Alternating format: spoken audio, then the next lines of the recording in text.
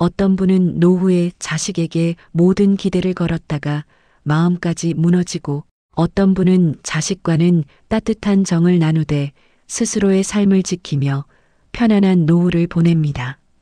어떤 부모는 딸 자식이 자주 연락해주기만을 기다리며 하루하루 서운함 속에 살고, 어떤 부모는 자녀와의 관계는 소중히 여기면서도 건강과 마음, 사람 사이의 균형을 지키며 오히려 더 단단하게 살아갑니다. 같은 노년인데 왜 이렇게 결과가 달라질까요? 사실 그 차이는 돈이 많고 적어서만도 아니고 자식이 효도하느냐 많으냐만으로도 설명되지 않습니다. 동서양의 지혜와 여러 연구, 그리고 실제 사례를 함께 들여다보면 노후를 편안하게 만드는 결정적인 기준은 따로 있습니다. 바로 스스로 움직일 수 있는 건강, 흔들리지 않는 마음의 평화, 그리고 적당한 거리의 따뜻한 인간관계입니다. 실제로 어떤 어르신은 평생 자식을 위해 희생하며 살아왔지만 정작 본인이 가장 힘든 순간에는 아무에게도 기대지 못해 깊은 외로움을 겪습니다.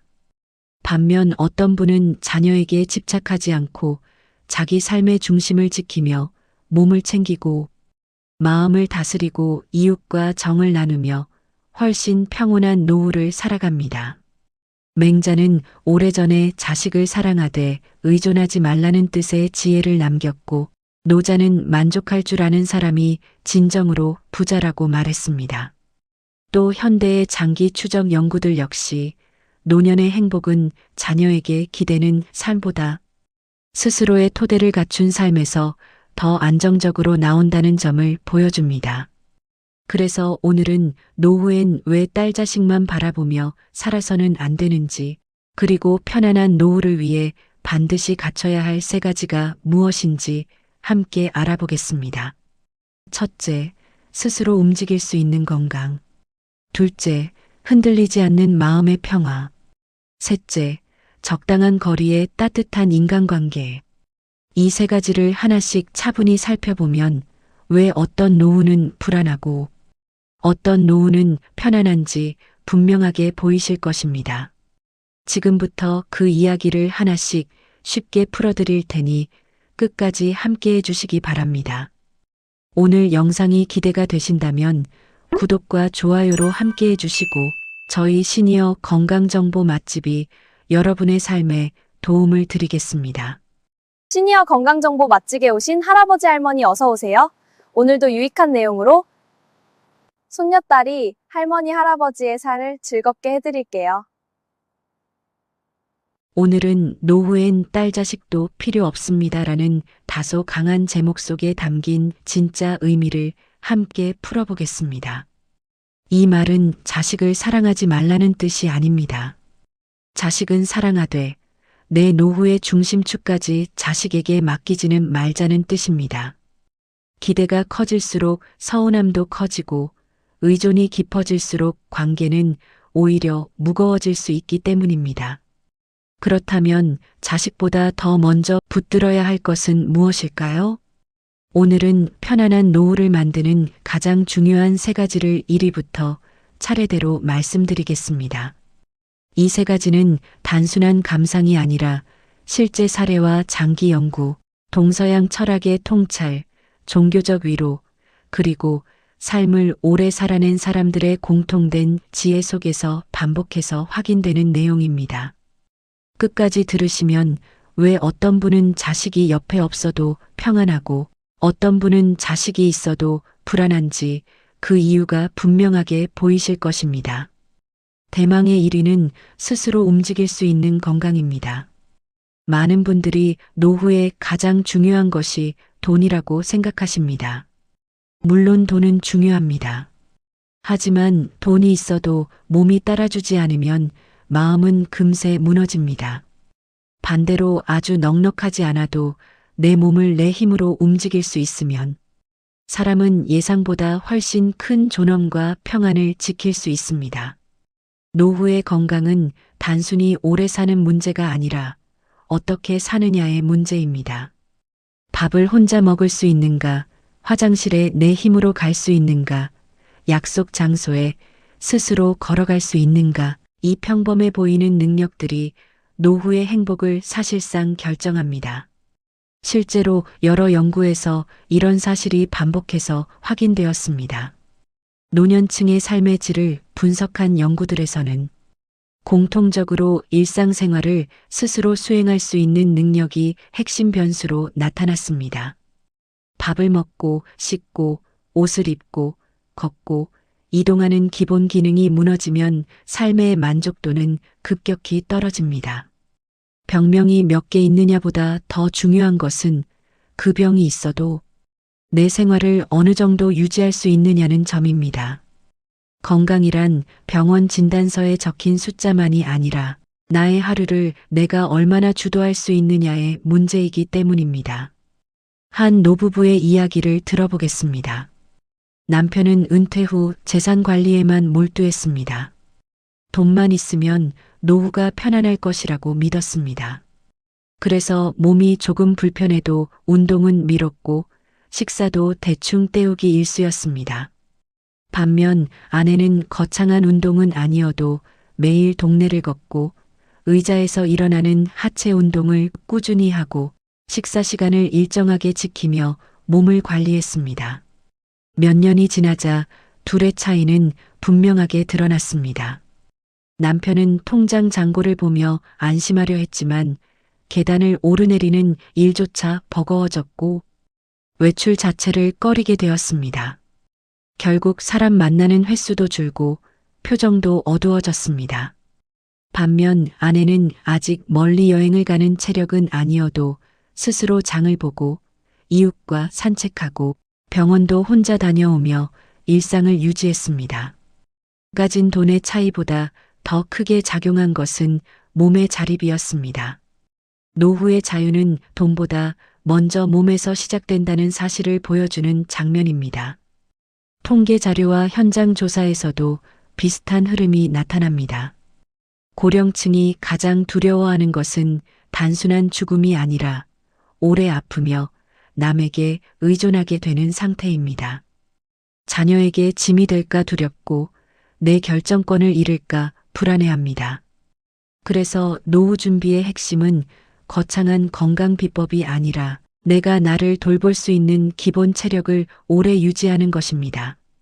걷는 힘, 앉았다 일어나는 힘, 균형을 잡는 힘, 손을 쓰는 힘, 삼키는 힘, 잠드는 힘. 이 평범한 기능들이 바로 노후의 자존심입니다. 공자는 평생 절제와 수양을 강조했습니다. 우리가 잘 아는 말 가운데 72종심 소욕불유구라는 구절이 있습니다. 일흔이 되어 마음이 가는 대로 해도 법도를 넘지 않았다는 뜻입니다. 이 말은 단지 도덕 이야기만이 아닙니다. 평생 자신을 다스린 사람이 늙어서도 무너지지 않는다는 의미로도 읽을 수 있습니다. 마음이 원하는 대로 살 수 있는 노년은 젊을 때부터 몸과 마음을 방치하지 않은 사람에게 주어지는 열매이기도 합니다. 몸을 함부로 쓰고 생활 리듬을 무너뜨리고 욕심대로만 살다가 노년에 갑자기 평안을 얻기는 어렵습니다. 노년의 건강은 어느 날 갑자기 생기는 것이 아니라 오랜 생활 습관이 쌓여서 만들어지는 결과입니다. 노자도 과함을 경계했습니다. 노자의 가르침에는 억지로 무리하지 않고 자연의 이치에 맞게 사는 태도가 자주 등장합니다. 이것은 노후 건강에도 그대로 적용됩니다. 어떤 분은 건강을 위해서라며 지나치게 격한 운동을 하다가 오히려 관절을 상하게 하기도 합니다. 반대로 어떤 분은 이제 늙었으니 쉬어야 한다며 거의 움직이지 않으면서 더 빨리 약해집니다. 중요한 것은 과하지도 부족하지도 않은 꾸준함입니다. 오늘 조금 걷고 내일도 걷고 몸 상태에 맞게 가볍게 움직이는 것. 이 적당함이 오히려 오래갑니다. 현대 연구도 같은 방향을 보여줍니다. 장기 추적 연구들에서는 완전히 움직이지 않는 생활보다 적당한 활동을 유지하는 생활이 사망 위험과 기능, 저하를 줄이는 데 더 유리하다는 결과가 자주 나옵니다. 여기서 중요한 점은 선수처럼 운동하는 것이 아니라 지속 가능한 움직임을 습관으로 만드는 것입니다. 한번 무리해서 오래 쉬는 것보다 매일 조금씩 움직이는 것이 더 강력합니다. 특히 노년에는 근육이 빠르게 줄어들기 때문에 하체 근력과 균형 감각을 지키는 것이 매우 중요합니다. 넘어지지 않는 힘, 넘어져도 크게 다치지 않을 힘, 이것이 바로 노후 생존력입니다. 성경에서도 노년의 지혜와 장수를 귀하게 여깁니다.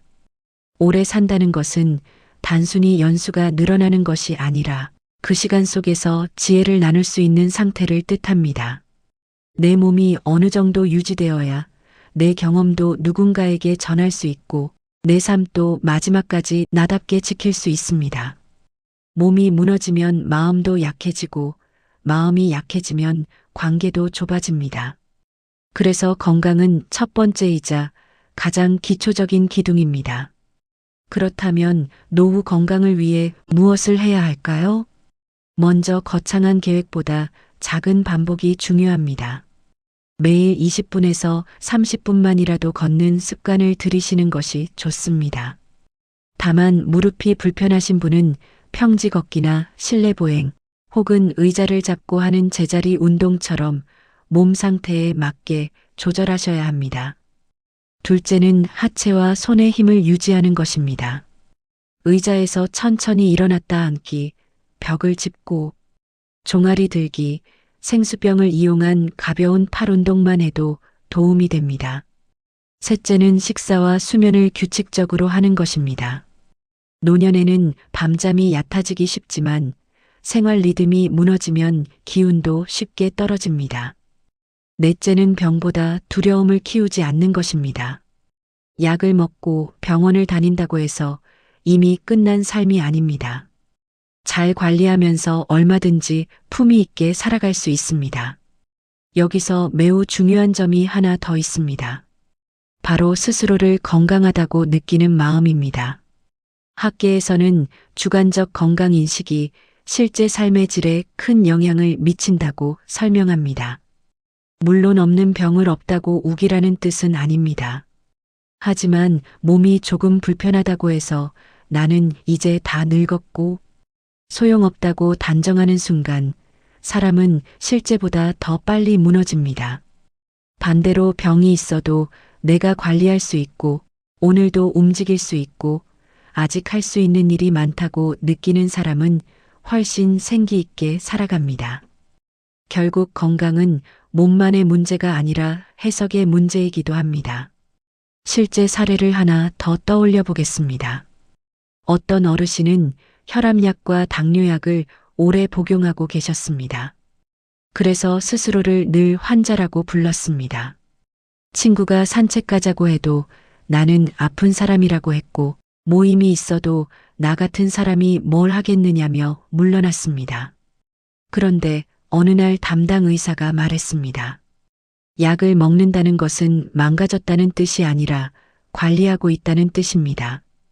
그 한마디 이후 그분은 삶을 대하는 태도가 달라졌습니다. 약을 챙겨 먹고 걸을 수 있을 만큼 걷고 식사를 조절하며 다시 사람을 만나기 시작했습니다. 병이 없어진 것은 아니지만 삶의 표정은 전혀 달라졌습니다. 이것이 바로 건강을 바라보는 관점의 힘입니다. 건강의 핵심은 자식이 대신 챙겨줄 수 없는 부분이라는 데 있습니다. 딸이 아무리 효녀여도 부모 대신 걸어줄 수는 없습니다. 자녀가 대신 밥을 먹어줄 수도 없고 대신 근육을 지켜줄 수도 없습니다. 병원 예약을 도와줄 수는 있어도 결국 몸을 지키는 주인은 본인입니다. 그래서 노후에 자식보다 먼저 챙겨야 할 1위가 건강인 것입니다. 몸이 무너지면 자식에게 기대는 폭이 커지고 기대가 커지면 관계의 무게도 커집니다. 결국 건강을 지키는 일은 단순히 내 몸을 위한 것이 아니라 자녀와의 관계를 지키는 일이기도 합니다. 이제 2위로 넘어가 보겠습니다. 2위는 흔들리지 않는 마음의 평화입니다. 몸이 건강하면 다 해결될 것 같지만 꼭 그렇지만은 않습니다. 몸이 괜찮아도 마음이 늘 불안하고 서운하고 분노로 가득 차 있으면 노후는 결코 편안하지 않습니다. 어떤 분은 자녀가 잘 살고 있고 생활도 어느 정도 안정되어 있는데도 늘 허전하고 화가 많습니다. 왜 연락이 뜸한지, 왜 더 자주 찾아오지 않는지, 왜 내 마음을 몰라주는지 생각하다 보면 하루가 금세 무거워집니다. 반대로 어떤 분은 몸이 조금 불편하고 형편도 아주 넉넉하지 않지만 마음이 차분합니다. 이미 지나간 일은 붙잡지 않고 오늘 할 수 있는 일에 집중하며 작은 기쁨을 누릴 줄 압니다. 결국 노후의 행복은 바깥 조건만큼이나 내면의 상태에 달려 있습니다. 노년 심리학에서는 이 시기를 인생을 정리하는 시기라고 말합니다. 심리학자 에릭 에릭스는 노년의 가장 중요한 과제를 자아통합과 절망의 갈림길로 설명했습니다. 쉽게 말하면 내 인생을 있는 그대로 받아들이고 그래도 나는 잘 살아왔다고 말할 수 있느냐, 아니면 지난날에 대한 후회와 억울함 속에서 내 인생은 왜 이랬을까 하고 무너질 것이냐의 문제입니다. 자아통합은 완벽한 인생을 산 사람만 얻는 것이 아닙니다. 부족하고 아쉬운 부분이 있어도 그것까지 끌어안고 지금의 나를 받아들이는 힘입니다. 반대로 절망은 실패가 많아서가 아니라 놓아야 할 것을 놓지 못할 때 커집니다. 실제 현장에서는 이런 차이가 아주 뚜렷하게 나타납니다. 어떤 어르신은 평생 가족을 위해 희생했습니다. 그런데 늙어서 돌아보니 서운한 일도 많고 억울한 마음도 많았습니다. 자녀가 성공했어도 마음은 늘 허전했습니다. 내가 이렇게 했는데 왜 돌아오는 게 이것뿐인가 하는 생각이 떠나지 않았기 때문입니다. 결국 그분은 자녀의 작은 말 한마디에도 크게 상처받았고 전화 한 통이 늦어도 며칠씩 괴로워했습니다. 반면 또 다른 어르신은 말했습니다. 나도 젊을 때는 바빴고 부모 마음을 다 몰랐어요. 내 자식도 자기 삶을 사는 거죠. 서운함은 있지만 그걸 붙들고 살지는 않으려고 해요. 이 한마디 안에 마음의 평화가 있습니다. 기대를 완전히 버린 것은 아니지만 기대가 삶 전체를 흔들게 두지는 않는 태도입니다. 군산시 노인들을 대상으로 한 연구처럼 노년 행복에 영향을 주는 요소를 비교했을 때 마음의 평화가 매우 중요한 위치를 차지한다는 결과들이 나옵니다. 많은 분들이 가족관계나 경제 수준만을 먼저 떠올리지만 실제로는 내면이 안정되어 있을수록 같은 상황도 훨씬 덜 고통스럽게 받아들이게 됩니다. 마음이 평안한 사람은 불편한 일이 생겨도 회복이 빠르고 작은 기쁨을 더 크게 느끼며 관계 속 갈등도 덜 키웁니다. 반대로 마음이 늘 불안정한 사람은 좋은 일이 있어도 금세 불안을 찾아내고 관계에서도 상처를 더 깊게 받습니다. 노자는 지족자부라고 했습니다. 만족할 줄 아는 사람이 진짜 부자라는 뜻입니다. 이 말은 노후에 특히 더 크게 와닿습니다. 젊을 때는 더 벌고 더 이루는 것이 목표일 수 있지만 노년에는 없는 것만 바라보다가 현재 가진 것을 놓치기 쉽습니다. 더 큰 집이 있어야 행복할 것 같고 자식이 더 자주 와야 편안할 것 같고 통장에 더 많은 돈이 있어야 안심될 것 같지만 욕망은 채워도 끝이 없습니다. 만족은 포기가 아닙니다. 지금 가진 것의 가치를 알아보는 지혜입니다. 오늘 혼자 걸을 수 있다면 그것이 복이고 누군가와 통화할 사람이 있다면 그것이 복이며 밥맛이 있고 잠자리가 있다면 그것도 복입니다. 이런 감각을 되찾을 때 마음은 조금씩 가벼워집니다. 세네카는 행복을 타인의 손에 맡기지 말라고 했습니다. 이 말은 노후에 더욱 중요합니다. 내 기분이 자녀의 전화 한 통, 며느리의 표정 하나, 사위의 말투 하나에 완전히 좌우된다면 삶의 주도권이 남의 손에 넘어가 버립니다. 물론 사람은 관계 속 존재이기에 서운함을 느낄 수 있습니다. 그러나 그 서운함이 내 하루 전체를 삼키게 두어서는 안 됩니다. 행복의 열쇠를 남에게 맡기는 순간 사람은 쉽게 불안의 포로가 됩니다. 그래서 마음의 평화란 아무 감정도 없는 상태가 아니라 감정에 휘둘리지 않고 중심을 잡는 힘입니다. 종교적 관점에서도 마음의 평화는 노후의 큰 자산으로 여겨집니다. 신앙이 있는 분들은 기도와 묵상을 통해 마음을 다스리기도 합니다. 성경에는 육체와 마음이 쇠약해질지라도 하나님이 마음의 반석이 되신다는 위로가 나옵니다. 이런 문장은 단지 종교 문구가 아니라 인간이 늙어가며 겪는 불안을 어디에 기대어 다룰 것인가에 대한 깊은 질문을 던집니다. 사람은 누구나 늙고 잃고 작아지는 경험을 합니다. 그때 마음이 붙들리는 곳이 있는 사람은 흔들려도 다시 돌아올 자리를 찾습니다. 불교적 관점으로 보아도 집착을 줄이는 태도는 중요합니다. 괴로움의 상당 부분은 현실 자체보다도 이래야 한다는 집착에서 생깁니다.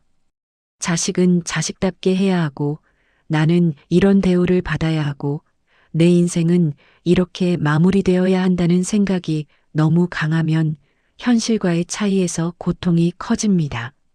하지만 세상은 늘 내 뜻대로만 흘러가지 않습니다.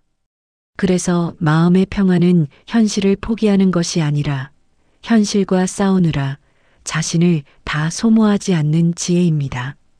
심리학과 명상 연구에서도 마음 챙김이나 감사 훈련, 자기 수용이 노년의 불안과 우울을 줄이는데 도움을 준다는 결과가 꾸준히 보고됩니다. 어려운 말로 들릴 수 있지만 쉽게 말하면 지금 이 순간을 있는 그대로 알아차리고 과거에만 매달리지 않고 오지 않은 미래를 지나치게 두려워하지 않는 연습입니다. 예를 들어 아침에 일어나 창문을 열고 햇빛을 보는 것, 천천히 숨을 들이마시고 내쉬며 몸의 감각을 느껴보는 것, 오늘 감사한 일을 3가지 떠올려 보는 것만으로도 마음은 조금씩 달라질 수 있습니다. 별것 아닌 것 같지만 반복되면 큰 차이를 만듭니다. 한 어르신의 실제 이야기가 있습니다. 이분은 딸이 외국에 살고 있어서 1년에 한두 번밖에 못 만났습니다. 처음 몇 년은 늘 서운했다고 합니다. 명절이면 눈물이 났고 주변에서 자식 자랑을 하면 가슴이 더 아팠습니다. 그런데 어느 날부터 생각을 바꾸기 시작했습니다. 딸이 멀리 있다고 해서 사랑이 없는 것은 아니고 딸도 자기 자리에서 애쓰며 산다는 것을 인정해 보기로 한 것입니다. 그분은 딸에게 기대하던 정서적 빈자리를 동네 독서 모임과 교회 소모임, 그리고 매일 쓰는 감사일기로 채우기 시작했습니다. 몇 년 뒤 그분은 이렇게 말했습니다. 딸이 예전보다 더 효도해서가 아니라 내가 덜 매달리니까 오히려 관계가 더 좋아졌어요. 참 아이러니하지요. 붙잡을수록 멀어지고 조금 놓아줄수록 따뜻해지는 관계가 실제로 많습니다. 맹자는 기본적인 삶의 토대가 있어야 마음도 안정된다고 보았습니다. 생계와 마음이 완전히 분리되지 않는다는 뜻입니다. 이것은 매우 현실적인 지혜입니다. 마음의 평화는 그저 정신력만으로 되는 것이 아닙니다. 최소한의 생활 안정, 지나친 빚이 없는 상태, 내 생활을 어느 정도 꾸려갈 수 있다는 감각이 함께 필요합니다. 그래서 노후 준비에서 경제를 무시할 수는 없습니다. 다만 여기서 중요한 것은 많은 재산이 아니라 지나친 불안에 시달리지 않을 정도의 질서입니다. 내가 감당할 수 있는 범위 안에서 살고 무리한 욕심을 줄이고 남과 비교하는 습관을 내려놓는 것이야말로 마음의 평화를 지키는 실제적인 방법입니다. 그렇다면 마음의 평화를 어떻게 키울 수 있을까요? 첫째는 지나간 인생과 화해하는 것입니다. 완벽한 부모도 없고 완벽한 자식도 없습니다. 내 인생에도 아쉬움이 있었고 잘못한 날도 있었습니다. 그것을 인정하고 너무 늦기 전에 스스로에게 말해 주어야 합니다. 그래도 나는 여기까지 잘 살아왔다. 둘째는 기대를 조절하는 것입니다. 자식이 매일 전화하지 않아도 세상이 끝나는 것은 아닙니다. 자녀는 부모를 사랑해도 자기 삶에 쫓기기 마련입니다. 셋째는 마음의 루틴을 만드는 것입니다. 기도, 명상, 산책, 독서, 일기, 찬송, 필사처럼 마음을 다잡는 작은 습관이 필요합니다. 넷째는 비교를 줄이는 것입니다. 누구네 딸은 어떻고 누구네 사위는 어떻다는 이야기에 내 행복을 맡기면 끝이 없습니다. 내 삶은 내 속도로 정리하면 됩니다. 2위인 마음의 평화는 일이 건강과도 깊게 연결됩니다. 마음이 불안하면 잠을 못 자고 잠을 못 자면 몸이 무너집니다. 몸이 약해지면 다시 불안이 커집니다. 반대로 마음이 안정되면 통증을 다루는 힘도 생기고 병을 관리하는 태도도 차분해집니다. 그러니 몸만 챙기고 마음은 방치해서는 안 됩니다. 나이 들수록 더 많이 필요한 것은 강한 고집이 아니라 부드러운 마음입니다. 자식을 향한 사랑도 세상을 향한 기대도 결국은 내 마음이 감당할 수 있는 만큼만 가져가야 오래 갑니다. 이제 마지막 3위로 가보겠습니다. 3위는 적당한 거리의 따뜻한 인간관계입니다. 많은 분들이 노후 관계라고 하면 가장 먼저 자식을 떠올리십니다. 하지만 노년의 행복은 자식 한 사람 혹은 딸 자식 한 명에게만 걸어둘 수 있는 문제가 아닙니다. 오히려 그렇게 될수록 실망도 커지고 상처도 깊어집니다. 노후에 필요한 것은 매일 붙어 있는 관계가 아니라 숨막히지 않으면서도 외롭지 않은 관계입니다. 너무 멀지도 않고 너무 얽매이지도 않는 관계. 바로 적당한 거리의 따뜻한 인간관계입니다. 하버드의 장기 성인 발달 연구는 오랜 세월 동안 사람들의 삶을 추적하며 무엇이 행복한 노년을 만드는지 살펴본 대표적인 연구로 자주 언급됩니다. 그 연구가 반복해서 보여준 핵심은 결국 관계의 질이 중요하다는 점입니다. 돈, 명예, 학벌, 사회적 성공보다도 안정되고 신뢰할 수 있는 관계가 사람의 건강과 행복에 더 깊은 영향을 미친다는 것입니다. 여기서 중요한 표현은 관계의 양이 아니라 질이라는 점입니다. 연락처에 사람이 100명 있는 것이 중요한 것이 아니라 마음 놓고 안부를 주고받을 수 있는 사람이 몇 명 있느냐가 더 중요합니다. 그렇다면 왜 자녀 관계만으로는 부족할까요? 자녀는 분명 소중한 존재입니다. 그러나 자녀는 결국 자신의 가정을 꾸리고 자기 생계를 책임지며 살아가는 독립된 사람입니다. 부모가 자녀의 전부가 아니듯 자녀도 부모의 전부가 될 수는 없습니다. 이 자연스러운 현실을 인정하지 못하면 관계는 부담이 됩니다. 부모는 내가 이렇게 해줬는데 라는 마음을 쌓고 자녀는 왜 나에게만 이 무게가 오느냐는 압박을 느끼게 됩니다. 사랑이 있어도 버거워지는 것입니다. 실제 사례를 보면 이 점이 더 분명해집니다. 평생 모은 돈을 자녀에게 빌려주거나 미리 나누어 주고 정작 자신은 노후의 안전판을 잃는 경우가 있습니다. 자녀를 믿지 말라는 뜻이 아니라 사랑과 의존은 구분해야 한다는 뜻입니다. 어떤 부모는 자식이 힘들다고 하면 가진 것을 내어줍니다. 그 마음은 너무나 이해가 됩니다. 하지만 노후 자금을 다 내어주고 나면 나중에 병원비와 생활비, 간병비 문제 앞에서 부모 자신이 가장 약한 처지에 놓이게 됩니다. 이때 서운함은 단순한 감정을 넘어 생존의 불안이 됩니다. 그러니 건강한 관계란 많이 주는 관계가 아니라 서로의 삶을 무너뜨리지 않는 관계여야 합니다. 공자는 관계에서 기본을 매우 중요하게 여겼습니다. 자기가 원하지 않는 일을 남에게 시키지 말라는 가르침은 노년의 인간관계에도 꼭 들어맞습니다. 부모가 자녀에게 지나친 감정적 부담을 주지 않는 것, 자녀도 부모를 당연하게 여기지 않는 것, 친구 사이에서도 서로의 처지를 헤아리는 것. 이런 상식적인 배려가 관계를 오래가게 만듭니다. 또 공자는 군자는 편안하고 여유롭다고 했습니다. 마음이 넓은 사람은 관계를 소유하려 하지 않습니다. 붙잡기보다 믿고 강요하기보다 기다립니다.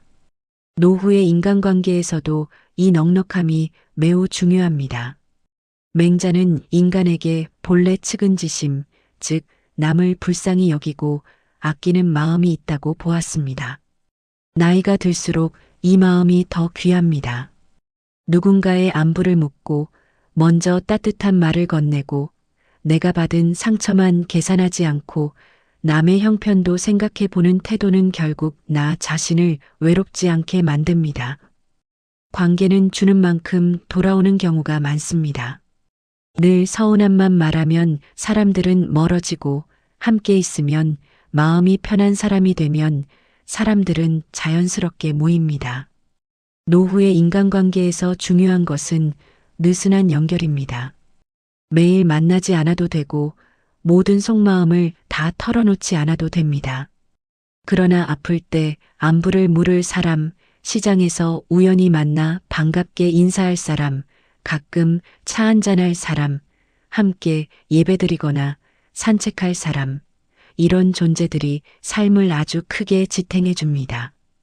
외로움은 사람 수가 적어서만 생기는 것이 아닙니다. 내 마음이 갈 곳이 없다고 느낄 때 생깁니다. 그래서 노후에는 자녀에게만 정서적 통로를 몰아주지 말고 나만의 관계망을 만들어야 합니다. 한 할머니의 이야기를 들려드리겠습니다. 이분은 딸 둘을 두고 있었습니다. 젊을 때는 늘 내가 늙으면 딸들이 다 챙겨주겠지 하고 믿었습니다. 실제로 딸들도 효심이 없는 것은 아니었습니다. 하지만 각자 직장과 육아, 남편 집안 문제로 늘 분주했습니다. 처음에는 자주 전화하던 딸들도 점점 연락이 뜸해졌고 할머니는 마음이 상했습니다.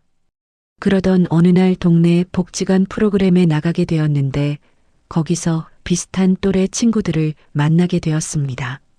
함께 체조도 하고 노래도 부르고 가끔 김밥도 나눠 먹으며 안부를 묻다 보니 삶이 달라졌습니다. 어느 날 그분이 이런 말을 했습니다. 딸이 나를 버린 게 아니었어요. 나는 딸에게만 내 외로움을 다 맡겨놓고 있었던 거예요. 이 깨달음은 매우 큽니다. 자녀의 사랑을 부정하는 것이 아니라 내 외로움을 오직 자녀만 해결해 주어야 한다고 믿는 생각에서 벗어나는 순간 삶은 훨씬 가벼워집니다. 또 한편으로는 관계의 거리 조절도 중요합니다. 너무 가까우면 서로 다치고 너무 멀면 마음이 마릅니다. 자녀와도 마찬가지입니다. 매일 간섭하고 생활 하나하나를 통제하려 하면 갈등이 커집니다. 반대로 완전히 마음을 닫아버리면 관계는 끊어집니다. 좋은 관계는 적당히 묻고 적당히 기다리고 필요할 때 따뜻하게 손 내미는 관계입니다. 부모가 자녀에게 내가 전부다라고 하면 자녀는 숨이 막히고 부모가 나는 내 삶을 잘 지키고 있으니 너도 내 삶을 잘 살아라라고 하면 오히려 자녀는 더 자주 다가오게 됩니다. 관계에는 역설이 있습니다. 덜 매달릴수록 더 오래가는 경우가 많습니다. 사회적으로도 노년의 외로움은 큰 문제로 다뤄집니다. 외로움이 건강과 인지 기능, 우울감에 영향을 준다는 연구가 꾸준히 나오고 있습니다. 이 말은 곧 관계가 약이 될 수도 있다는 뜻입니다. 매일 누군가와 길게 대화하지 않아도 괜찮습니다. 중요한 것은 내가 세상과 여전히 연결되어 있다는 감각입니다. 아침에 경비 아저씨와 인사하는 것, 반찬 가게 사장님과 짧게 말 나누는 것, 교회나 성당, 절에서 얼굴 아는 분을 만나는 것, 동네 모임에서 이름을 불리는 것. 이런 사소해 보이는 연결이 사람의 마음을 살립니다. 종교 공동체도 많은 노년층에게 큰 힘이 됩니다. 신앙이 같다는 것만으로도 사람들 사이에는 의외의 안정감이 생깁니다. 함께 예배드리고, 함께 기도하고, 누군가 아프면 안부를 묻고, 장례나 병문안 같은 인생의 무거운 순간을 함께 건너는 경험은 관계를 깊게 만듭니다. 물론 종교가 없으신 분도 괜찮습니다. 중요한 것은 마음을 나눌 공동체가 있는가입니다. 복지관, 경로당, 평생교육원, 취미 모임, 봉사 모임, 산책 모임, 독서 모임, 노래교실, 서예교실 등 무엇이든 좋습니다. 중요한 것은 혼자만의 방 안에서 모든 감정을 키우지 않는 것입니다. 여기서 반드시 짚고 넘어가야 할 점이 있습니다. 좋은 인간관계란 참기만 하는 관계가 아닙니다. 노년에도 사람을 가려 만날 필요가 있습니다. 계속해서 자존심을 깎고 내 것을 빼앗고 죄책감을 이용하고 나를 불안하게 만드는 관계라면 거리를 둘 줄도 알아야 합니다. 따뜻한 인간관계란 무조건 많이 참는 관계가 아니라 서로를 존중하는 관계입니다. 자식이라 해도 마찬가지입니다. 경제적 요구가 지나치거나 부모의 불안을 이용하거나 삶을 통제하려 한다면 선을 그어야 합니다. 그것이 미움이 아니라 건강한 경계입니다. 노후의 관계는 결국 내 태도에서 시작됩니다. 먼저 안부를 묻고 작은 친절을 베풀고 남의 말을 끝까지 들어주고 서운함만 반복해서 말하지 않는 사람 곁에는 사람이 남습니다. 대화할 때 늘 아픈 이야기와 불평만 하면 상대도 지치기 쉽습니다. 물론 힘든 이야기를 할 수 있습니다. 하지만 그것이 전부가 되지 않도록 주의해야 합니다. 반대로 감사한 일, 웃긴 일, 기억나는 옛 이야기, 배운 것, 느낀 것을 함께 나눌 수 있는 사람은 관계 속에서 더 오래 사랑받습니다. 결국 노후의 관계란 나를 둘러싼 사람만의 문제가 아니라 내가 어떤 사람이 되어가는가의 문제이기도 합니다. 3위가 인간관계라고 해서 덜 중요한 것은 아닙니다. 오히려 1위 건강과 2위 마음의 평화를 지탱해주는 배경이 됩니다. 몸이 아플 때 누군가의 전화 한 통은 큰 힘이 되고 마음이 흔들릴 때 옆에서 괜찮다고 말해주는 사람 하나는 약보다 더 큰 위로가 되기도 합니다. 그러나 그 관계는 자녀 하나에게만 걸어둘 수 없습니다. 배우자일 수도 있고 친구일 수도 있고 이웃일 수도 있고 모임에서 만난 동년배일 수도 있습니다. 중요한 것은 내가 누군가와 이어져 있다는 감각, 그리고 그 관계가 숨막히지 않는다는 점입니다. 지금까지 1위부터 3위까지 차례대로 살펴보았습니다. 다시 정리해 보겠습니다. 1위는 스스로 움직일 수 있는 건강입니다. 내 몸을 내가 책임질 수 있어야 노후의 존엄이 지켜집니다. 2위는 흔들리지 않는 마음의 평화입니다.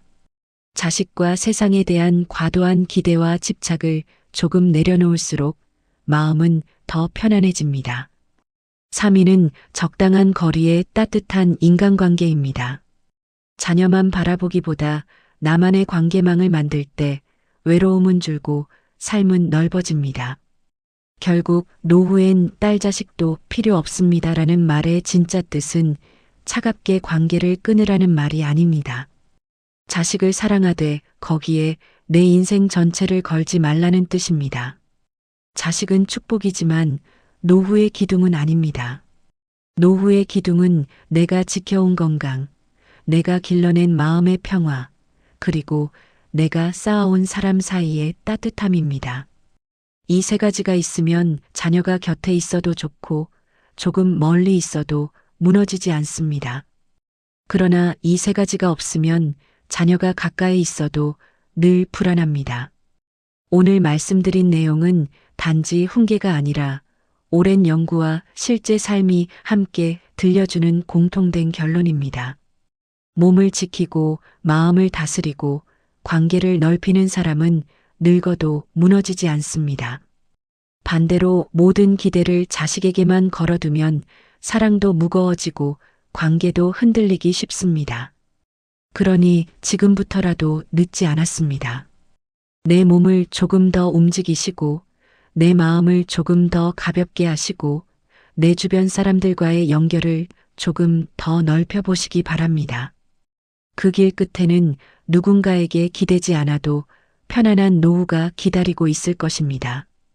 지금까지 말씀드린 내용을 한 줄로 정리하면 이렇습니다. 노후를 편안하게 만드는 힘은 자식에게 기대는 삶이 아니라 스스로 움직일 수 있는 건강과 흔들리지 않는 마음의 평화, 그리고 적당한 거리에 따뜻한 인간관계를 지키는 데서 나온다는 것입니다. 결국 노후엔 딸 자식도 필요 없다는 말은 자식을 밀어내라는 뜻이 아닙니다.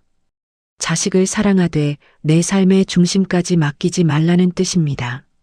누구보다 소중한 자식이지만 그 자식도 자기 삶을 살아가는 한 사람입니다. 그래서 우리가 정말 붙들어야 할 것은 내 몸을 지키는 힘이고 내 마음을 다스리는 지혜이며 세상과 끊어지지 않고 따뜻하게 연결되는 관계입니다. 이 세 가지가 있으면 자녀가 늘 곁에 있지 않아도 삶은 훨씬 든든해집니다.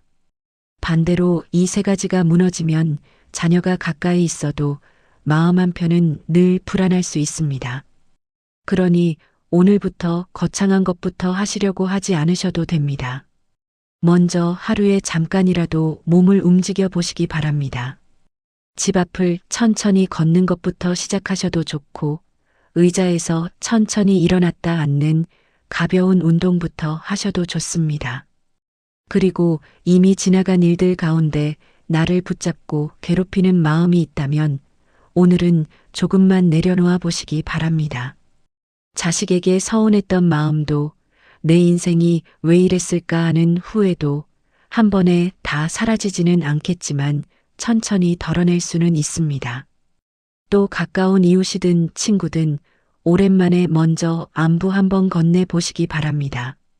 그렇게 작은 실천 하나가 쌓이면 노후의 표정은 분명히 달라집니다. 여러분은 이미 긴 세월을 버텨오셨고 수많은 어려움 속에서도 여기까지 걸어오신 분들입니다. 그러니 앞으로의 시간도 충분히 더 단단하고 더 평안하게 만들어 가실 수 있습니다. 늦었다고 생각하지 않으셔도 됩니다. 노후는 끝이 아니라 비로소 삶을 내 뜻대로 조금 더 가볍고 지혜롭게 정리해 가는 시간일 수 있습니다. 작은 시작이 큰 변화를 만들고 오늘의 작은 결심이 앞으로의 편안한 삶을 바꿔놓을 수 있습니다. 우리 시니어 건강정보 맛집이 여러분을 진심으로 응원하겠습니다. 오늘 영상이 조금이라도 기대가 되셨거나 마음에 와닿으셨다면 구독과 좋아요, 그리고 알림 설정으로 함께 해주시면 큰 힘이 되겠습니다. 그리고 여러분이 직접 살아오시며 느끼신 경험이나 더 좋은 방법이 있으시다면 댓글로 함께 나눠주시면 좋겠습니다. 여러분의 한마디가 누군가에게는 큰 위로가 되고 또 다른 누군가에게는 삶을 바꾸는 지혜가 될 수 있습니다. 오늘도 함께 해주셔서 진심으로 감사드리고 다음 영상에서 더 따뜻하고 도움되는 이야기로 다시 찾아뵙겠습니다. 감사합니다.